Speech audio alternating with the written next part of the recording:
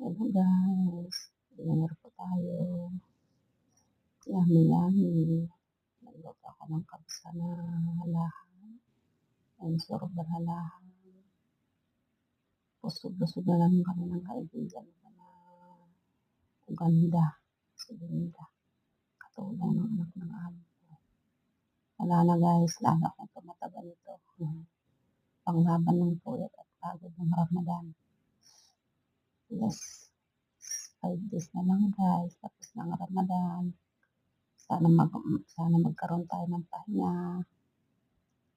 Okay guys, let's eat and enjoy. Mwah.